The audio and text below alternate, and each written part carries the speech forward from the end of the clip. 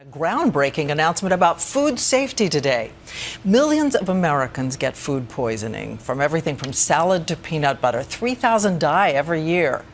But today the government said it's ready to enforce sweeping ideas, and ABC's chief medical editor, Dr. Richard Besser, is here. He has tracked food illnesses in his career, and he's got the big news. Rich. Yeah, I started my career working in food safety, and finally we're starting to see rules developed that could make a big difference. This points us to a future where people can eat their dinner without being afraid.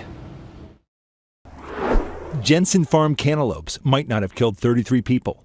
The Sunland Peanut Factory might not have sickened 42. Contaminated spinach might not have sent 13 to the hospital just last month. And 8-year-old Nate LeBron wouldn't have spent 3 days in the hospital because he ate a peanut butter sandwich. The stomach cramps, I was screaming loud, and I was saying, why does this happen to me?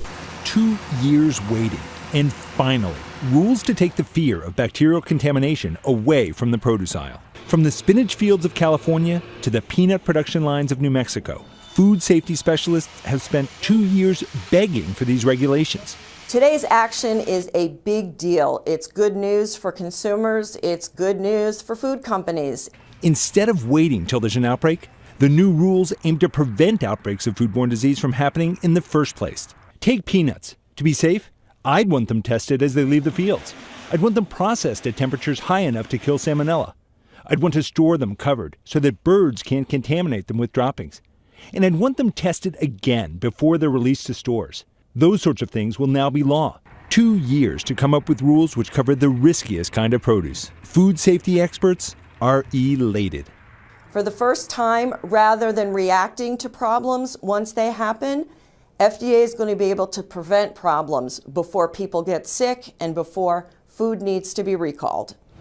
I talk to all my friends who work on food safety, and there's a huge sigh of relief that farms will be required to do the right thing. Now we need to make sure that Congress funds the inspectors to look over their shoulders. We thought a lot of these things were required already. That's Turns right. out they weren't. So how long before we start to see this action really taking effect? A final rule from the government will be a year in coming. But now that industry knows what they're going to be held to, people say that they're going to start making changes right now. And that could lead to fewer outbreaks even before these rules become the final law. And again, you were saying you have confidence that this is going to change this history of foodborne illness in this country. That's right. And once we hold our domestic producers to this, then we can look at the food coming in and hold it to the same standard. This is really big for food safety. So they can enforce what comes in across the borders and across the ports as well. That's right. Until we hold our own to that, we can't hold them. Now we can. Okay. Thank you, Rich Besser, with big news tonight.